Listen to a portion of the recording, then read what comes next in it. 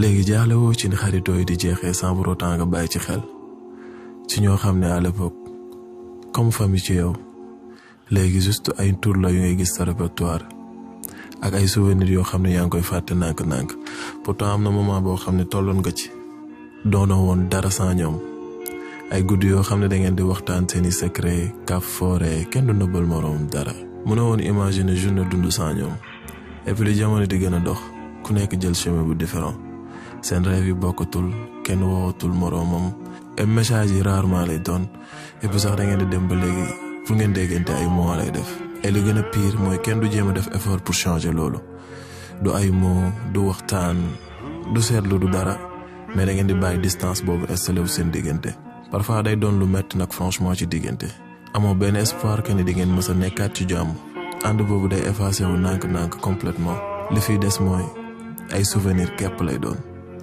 ak lu mënti xew waxtaanal ak sa xel. Salut!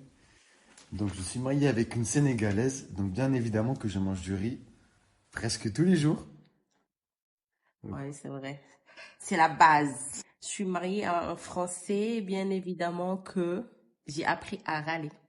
C'est une forme d'amour ici. Non, on râle pas beaucoup. Ah si. Pas autant que vous. Pas autant que vous. Sérieux? Donc je suis marié avec une Sénégalaise, donc bien évidemment que j'ai déjà transpiré juste avec un peu de sauce. C'est vrai, on aime trop le piment. Mais moi, au moins, je pimente pas mes Oui, repas. toi ça va. Toi, Ça mais quand va. je vais chez la belle famille, aïe! Même ma belle famille, hein, peut-être avec les gars, ouais. Ouais. Je suis mariée à un Français, bien évidemment que je mange du fromage à tous les repas. Même au petit déjeuner. Le fromage, c'est la meilleure chose qui existe. En même temps, c'est normal. Ouais, c'est trop le fromage. Tu devrais être content. Il y a combien de fromages en plus? 365? Variété Ouais. en France. Ouais. Plus 365. Voilà, tu vois. Ça fait beaucoup, On est hein, mamie. Oui, bien vu.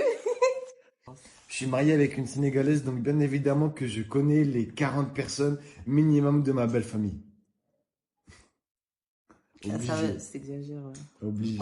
Ok. Je suis mariée à un Français, bien évidemment qu'il me faut une liste pour aller faire les courses. Bah oui, c'est là-bas, sinon on oublie. Non, Toi, pas tu forcément. dis- Moi, je me rappelle, ma mère, mais elle me listait les choses et que je devais le retenir par la tête. Genre, comme ça, je dois redire ce qu'elle m'a dit pour aller faire les courses. C'était bien.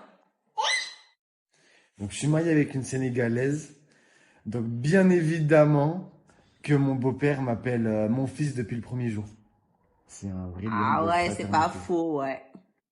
C'est vrai. Je suis mariée à un Français, bien évidemment que les vacances sont préparées 1 an à l'avance. Voire 5 ans à l'avance. Voire même 5 ans à l'avance. Et pour conclure, je suis marié avec une Sénégalaise, donc bien évidemment que j'ai appris ce que c'est la véritable générosité. C'est vrai. Je suis mariée à un Français, bien évidemment que j'ai appris à contester gentiment les règles. Dites-leur que nos parents n'étaient pas milliardaires, mais qu'ils ont fait de nous des enfants riches, riches d'amour, de valeur et de dignité. Nous n'avons jamais manqué de rien et que dans la limite du raisonnable, tout ce que nous voulions quand on était gamin, ils l'ont fait pour nous. Non pas pour nous gâter, mais pour nous protéger du regard des autres. Pour que personne ne puisse dire que nous étions des enfants qui manquaient de quelque chose. Dites-leur que même ceux qui n'ont pas eu cette chance, même ceux qui sont nés orphelins, ont trouvé la force de se construire. Que la vie parfois dure a été leurs seuls parents et que malgré tout, ils ont su grandir, apprendre et devenir des personnes de valeur. Dites-leur que même s'ils étaient des simples fonctionnaires, les parents, des simples commerçants ou des simples ouvriers, ils n'ont jamais laissé nos assiettes vides, ni nos cœurs en néant. Dites-leur que tout ce que nous sommes aujourd'hui, c'est grâce à leur sacrifice, grâce à ces nuits sans sommeil pour payer nos études, grâce à ces journées entières passées à travailler, parfois dans la douleur, juste pour que nous ne manquions de rien. Dites-leur que nous n'avons pas besoin de jalouser qui que ce soit, parce que la plus grande richesse que nous avons reçue des parents, c'est une bonne éducation. Une éducation qui nous apprend à marcher la tête haute, même quand nos poches sont vides. Dites-leur que nos parents ont toujours été là, dans des moments de joie comme dans des moments de douleur. Dites-leur que nos parents ont porté sur leurs épaules des fardeaux dont nous ne saurons jamais tout le poids et qu'ils l'ont fait sans jamais nous le reprocher. Dites-leur qu'on peut avoir tous les défauts du monde, tous les défauts que vous voulez, mais pas celui de l'éducation. Parce que nos parents nous ont appris le respect des anciens, le respect des autres, le respect de nous-mêmes. Ils nous ont appris à rester dignes, même dans la tempête.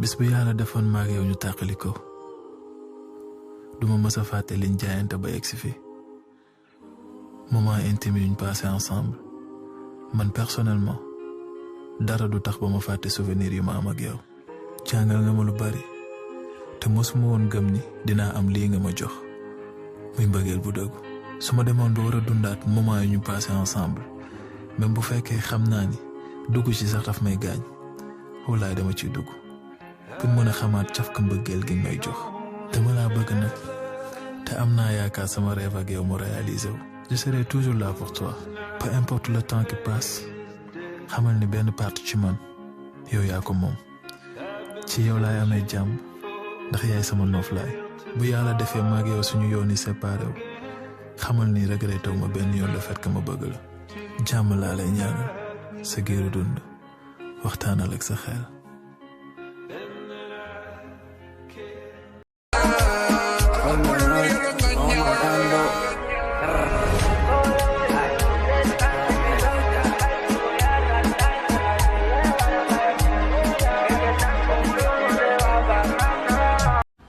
tollee ci sëy def ci relation plus de 2 ans kenn takku la xam ne yaa ngi perdre sa temps carrière jigéen dafa gàtt wax naa leen ko waxati leen ko jigéen ennemi mooy ki koy perdre loo temps kon waa ji nga nekkal 2 ans man c'est que mu mat nga mat ngay xëy muy gontu takku la parce que yow nekkul son premier choix c'est tout c'est une situation chic noonu la tudd.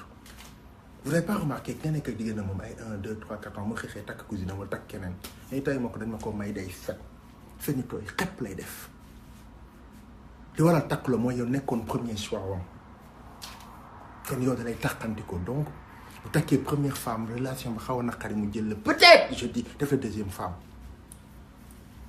yow nga ni déjitoo di ko xaar naïf naata xoon na dof matadi dama leen di joxaat une dernière fois un dernier conseil bëgg ngeen retenir ko une dernière fois boo nekkee nit mata sëy bu 2 ans yi matee sëkk donte ci relation bu la defal bu la takkul commence à prendre tes distances moi te le dis c'est un message très fort que tu lui envoies ne ko duma assister fu ñu may toroxale du ma dëju fu ñu may néewale kon bu la bëggee dina la takk na tere ci askan bi yaay premier choix am ngay ñooñ ak ñeeñoog ngay dëmm ak ngay tëgg ak loo mën doon na la takk nga góor bu la bëggee dëkkantaan jaay nga jaral ko addinaam dina la présenter dina la supporter dina la représenter n'importe où gis nañ ko fi tous les jours góor gi lay xaarloo il veut mieux su amee mieux ni la fa ñukk ni yàq naka toroxal la dem wut sa morom yow nga toog nag si mboo say rencontre di jooy mais rek la def dara le problème c'est toi arrête d'attendre si on t'aime tu le sais si on t'aime pas tu le sais arrête de faire la folle concentre-toi on n'a pas de temps à perdre j'ai pas travaillé sans comprendre nga yàq sama liggéey yow nekk ci diggante tu viens me voir, là, j'aurai astuce très efficace. Ouais, dina def choix. Ma princesse, Comment ça va? Ça fait quelques jours là que je suis pas venue sur cette page pour discuter avec toi. Comment tu vas? Qu'est-ce qu'on a dit? Qu'est-ce qu'on a dit? Qu'est-ce qu'on a dit? Qu'est-ce qu'on a dit, ma princesse? Je t'ai dit, laisse-toi le temps. Tu ne peux pas passer à autre chose en un claquement de doigts, ce n'est pas possible. Je t'ai dit, laisse-toi le temps. Arrête d'être aussi dur avec toi-même. Arrête de dire, oui, mais je ne devrais pas ressentir ça parce qu'il ne mérite pas. Parce que, ma princesse, doucement. Tu vas te faire mal. Doucement, ma beauté. Tu comprends pas que c'est juste une question de temps? Hein, ma beauté? Tu comprends pas que tout ça, ça va passer? Ce chagrin que tu ressens, tu comprends pas qu'il va passer? Laisse le temps au temps. Ne sois pas plus pressé que le temps. C'est normal. T'as des hauts, t'as des bas, t'as des hauts, t'as des bas. C'est ok. C'est le processus. Jusqu'à ce que tout ça disparaisse. Jusqu'à tout ça là, les émotions négatives disparaissent. Donne-toi du temps, ma princesse. Tu es la lumière du monde après tout. Et tu sais, il n'y a rien de mal à avoir aimé la mauvaise personne. Je te promets qu'il n'y a rien de mal à ça. Si tu en fais une fixette, c'est ça qui fait que tu n'avances pas. Mais il n'y a rien de mal à ça, ma beauté. N'oublie pas que tu es une personne exceptionnelle. Essuie-moi ces larmes. Essuie-moi ces larmes.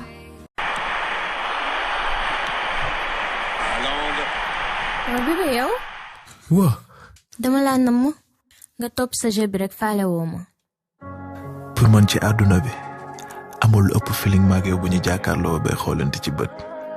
Dama lay xool rek commencé ree sans pour autant nga wax dara. Walaay duma xam sax lan moo may reeloo.